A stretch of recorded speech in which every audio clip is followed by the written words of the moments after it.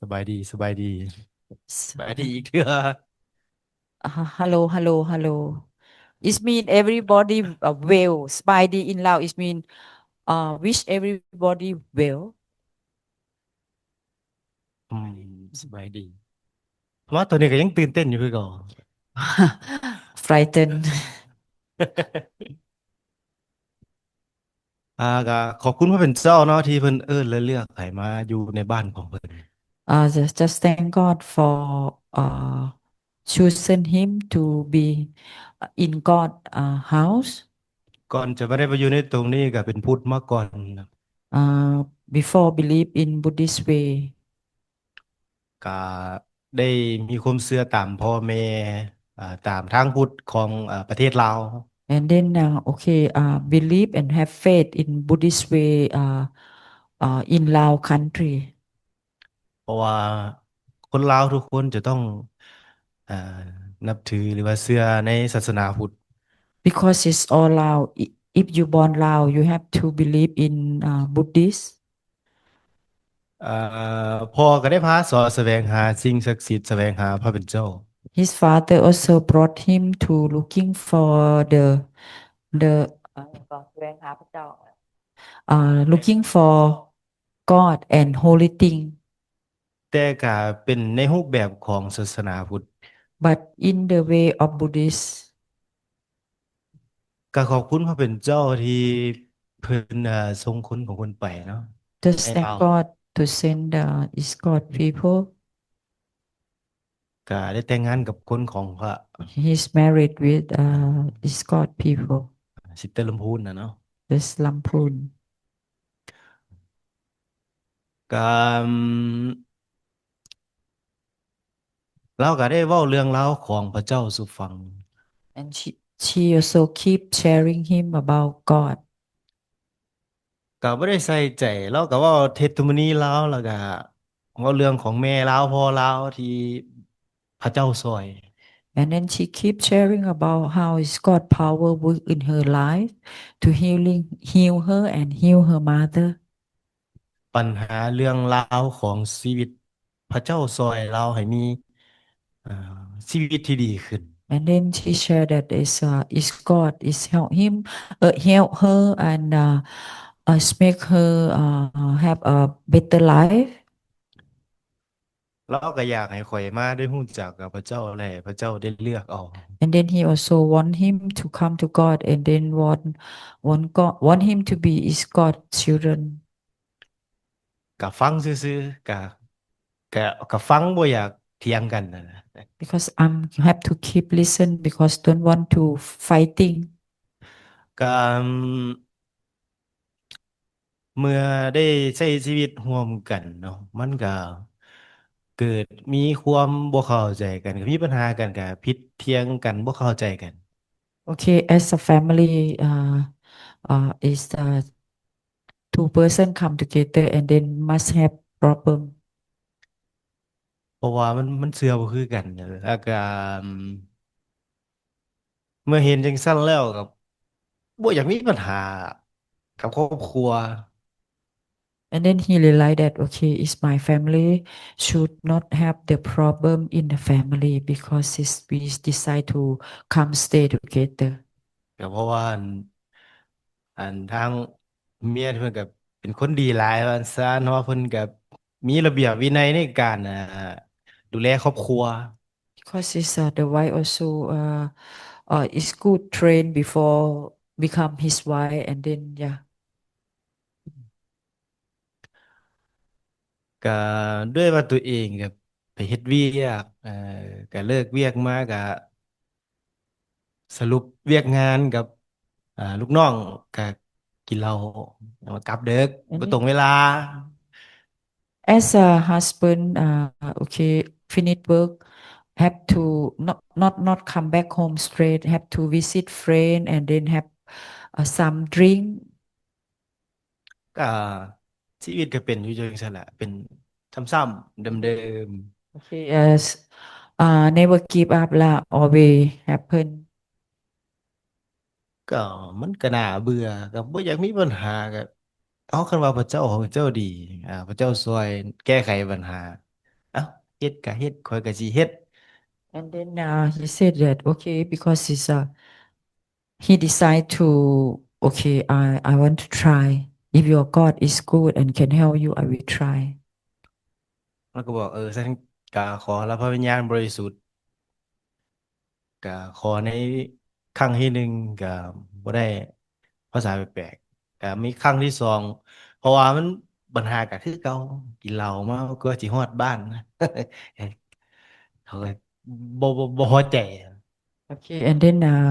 first time he also asked for receive the Holy Spirit เอ่อก็เป็นจังซั่นแล้วก็รู้สึกว่ามัน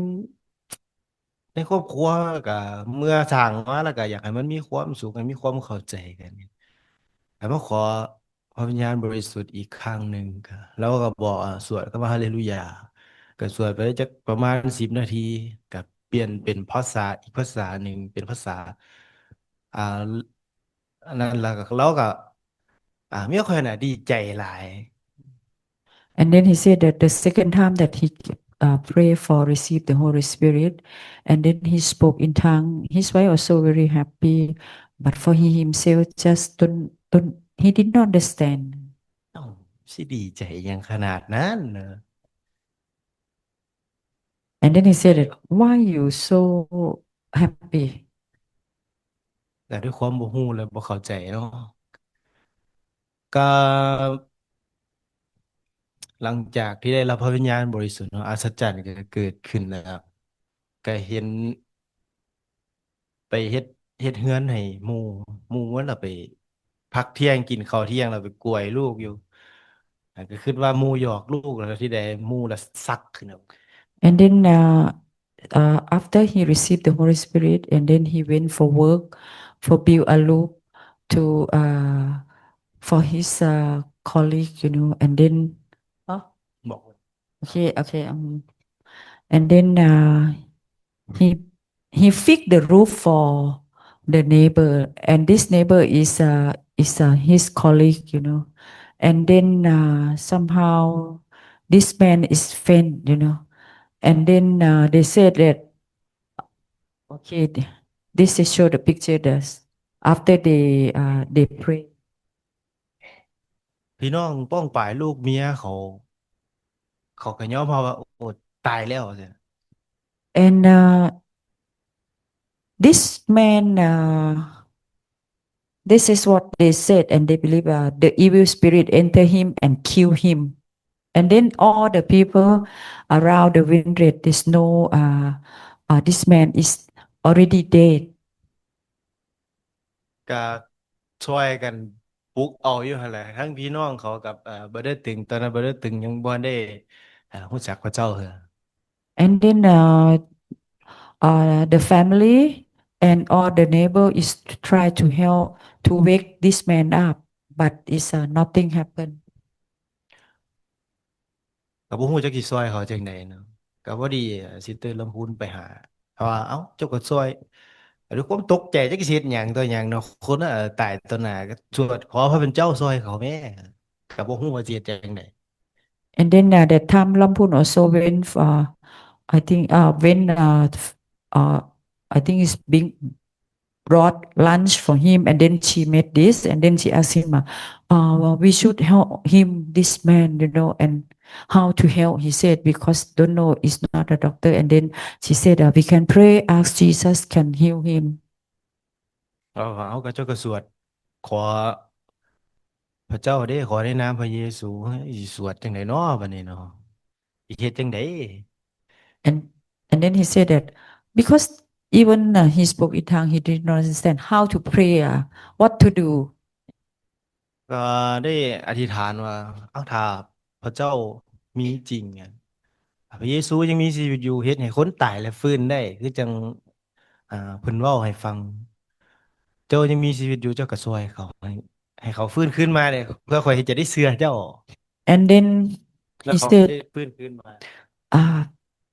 because he did not know Jesus that time he said that Jesus if you are alive and you are God you make this man come back and then make me that I can see you and then I can believe in you เขาก็ได้ฟื้นคืนมากับก็ในความเชื่อตรงตอนนั้นก็ยังบ่ได้ว่าสิเชื่อในพระเจ้าสิวางใจในพระเจ้าว่าโอ้พระเจ้ายังมีจริงพระเจ้ามีฤทธิ์อำนาจ and then he and his wife lay hand on this man and this man come back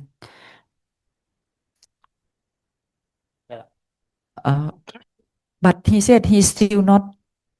just like maybe coincidence จากนั้นก็มันโควิดก็ไปหาทางผู้นำไทยบ่ได้ก็ได้บัพติศมาทางโทรศัพท์ and then he decided to got baptized through Zoom I don't know through Zoom or yeah through Zoom because that time phone okay COVID time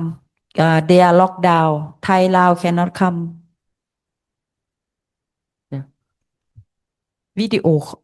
call I think yeah baptize video call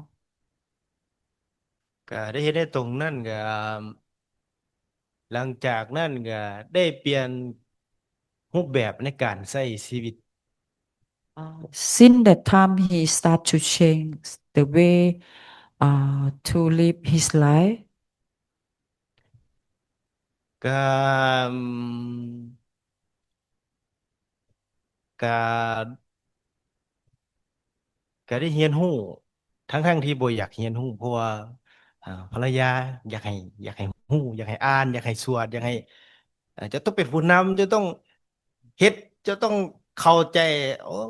หลายอย่าง he said that is for he himself that it's not from his desire but his wife push him oh you have to do this do that do this do that without understanding ซูมหาผู้นำก็ว่าเจ้าต้องเรียนเจ้าต้องอ่านเพื่อความเข้าใจเพื่อเจ้าจะบ่ได้มีปัญหาเพื่อเจ้าจะเข้าใจนะครับว่าความรอดเป็นจังได๋ and ก็ได้ then เฮ็ดไปนะRTM shot ตันไปนี่เนาะ he said that even when Zoom you know is the leader in Thailand said that okay is share with him you have to read this to understand and then to pray ก็ขอบคุณพระเป็นเจ้าที่เพิ่นให้คนของเพิ่นหนุนน้ำใจในการอ่านพระคัมภีร์แล้วก็ในการสวดและในการเฮ็ดงานการประกาศถึงแม้นว่าความเชื่อก็จะบ่มีหลายแต่ก็บ่ฮู้คือกันว่าก็เฮ็ดhe said that without understanding but thank God for the when the fellowship and even did not understand but when he do thing what the Bible asked him to do and then when he share the scripture with the people that they come you know and then he start to understand ตอนที่บ่ได้ตึงจะเข้าพารับบัพติศมาเนาะอ่าทางภรรยากับผู้นำเนี่ยโอ้จะต้องอ่านจะต้องให้บัพติศมาให้ได้เด้เจ้าจะต้องเฮ็ดให้ได้เด้ and then because the some from the testimony you know Brother Tung is come to the Lord but how Brother Tung will pray for receive you know we are the Brother Nun also is share with him you need to help Brother Tung how to baptize how to pray for receive all this thing and then just like he also learn by listening what they ask to do he do you know คิดว่าเอาเฮ็ดซำนี้ก็คือสิแล้วแล้วเนาะก็บ่แล้วก็บอกเฮ็ดไปอีกหลายๆอย่าง and then he realized that okay he thought that okay Brother Tung case will finish but after Brother Tung another people come but it's not cannot stop lah he said ก็ขอบคุณพระเป็นเจ้าที่เป็นให้มีเหตุการณ์และได้เรียนรู้ในหลักการของพระองค์ก็ได้เข้าใจแล้วก็ได้เรียนรู้ทั้งๆที่ก็บ่อยากได้เข้าใจแค่อยากบ่มีปัญหาซื่อๆกับครอบค even รัว start from did not understanding but do what but just do what uh, the Bibles said that what he should to do, and then he start to understand. He just thank God about this. ก็ขอบคุณพระเป็นเจ้าเนาะถ้า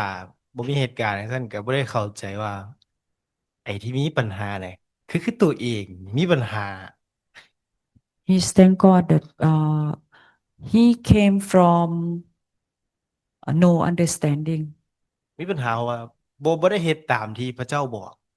อย่างand เต็มกำลัง and then he realized that the problem he have because he don't know and don't understand God. ก็มีมหัศจรรย์ก็คือการเลี้ยงลูกก็รู้สึกว่ามันแตกต่างแล้วก็มีผู้ช่วย And then he know he see the difference between how he bring up the child in the Lord and the neighbor is so different. ก็ขอบคุณพระเป็นเจ้าที่พระองค์ได้ให้เห็นแสงสว่างที่มาจากพระองค์ He just thank God to help him to see the light that's from God. ก็มหัศจรรย์ครั้งหนึ่งเพิ่นว่าจะบ่ให้งูกัดเนาะก็ก็ได้เห็นว่ามีครั้งหนึ่งที่ไปบ่อนมืดแล้วก็มีงูตัวหนึงก็ย่างไปปกติมันก็สิกัดเนาะก็ขอบคุณพระเป็นเจ้าที่เพิ่นบ่ให้มันกัด And then he experienced about the scripture said that he said that the Lord protect him from the snake. ก็อัศจรรย์ก็คือก็ขอบคุณพระเป็นเจ้าที่ได้มาในการเข้าค่ายและได้เรียนรู้ก็ได้เข้าใจในบางสิ่งบางอย่างถึงจะบ่ได้เข้าใจหลายแต่ก็เข้าใจไปอีกหน่อยหนึง He said thank God for opportunity for come to this camp that